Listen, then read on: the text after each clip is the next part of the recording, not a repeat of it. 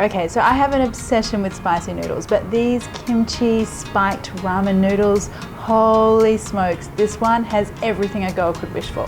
So the first thing we're going to do is turn a store-bought stock into something super magical. A little bit of oil and some onion, and we're basically building up a whole bunch of spicy, yummy, umami flavor. And I just want these onions to really soften up. You must always be patient when you're sizzling onions. We really want that soft, sweet, savory flavor, not raw onion flavor. So my onions have turned translucent, time to add my garlic. And then I've got some slices of ginger here. I've sliced them really large because I want to fish them out at the end. And they're just going to infuse their lovely gingeriness into our broth.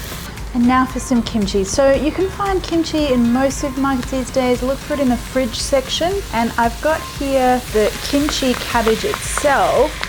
And then my little tip for you always is to just steal a little bit of the kimchi juice out of the packet as well and put a little bit of that in whatever dish that you're cooking, a stir fry or anything like that, because it's got loads of flavor. I'll pour that in there. Okay, now the chicken. And I think for this dish, really you want the dark meat because we want everything to break down, get all gelatinous and soft, and we want that really intense flavor as well. And this is going to simmer for a while, so breasts will dry out a little bit. And I've also kept these pieces on the bone because I think that the bone just tends to add a little bit more of that gelatinous texture to the soup. We want that chicken to get all mixed up in there with everything else. And then we want some soy sauce. Okay, now time for the stock. So if you've got a beautiful homemade stock at home, please go ahead and use it. I'm happy to doctor up a store-bought stock always if it's going to save me a little bit of time.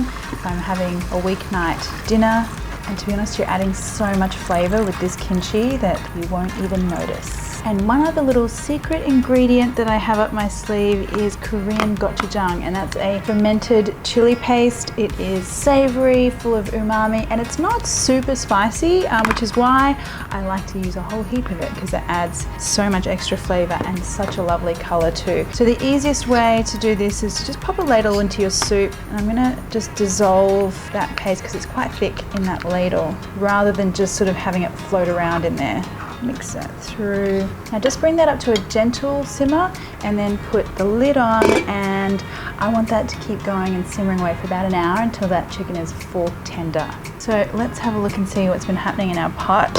And that is seriously magical. That fragrance is amazing. So I know a classic ramen broth would take 8 hours, 9 hours, but we're doing the shortcut version today. So this is still gonna have a huge amount of flavor, and just because, you know, I like to do things a little bit extra, we're gonna get it roasty and toasty and really lovely and golden in the oven. So I'm gonna pull out my chicken pieces. Okay, and we're gonna add even more flavor by just basting these guys with a little bit of sesame oil. And then just a little sprinkling of salt.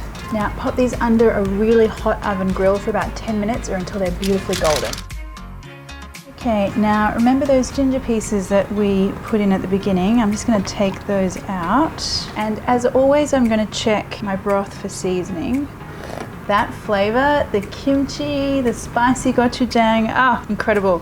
Okay, so that chicken has undergone a magical transformation. It is beautiful and golden. Now, I'm gonna get it onto my chopping board.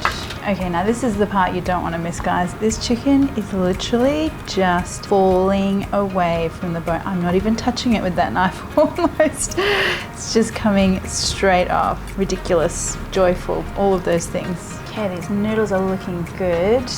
And of course, because it's ramen, I have giant bowls. Small bowl just wouldn't do. Now back to this amazing broth, and I just want to scoop out some little chunks of kimchi for each bowl. Make sure everyone gets a little portion. And now that glorious soup. Now of course I want some of these chicken pieces, and then the final touches. Egg and some spring onion. Now, I am ready for the couch.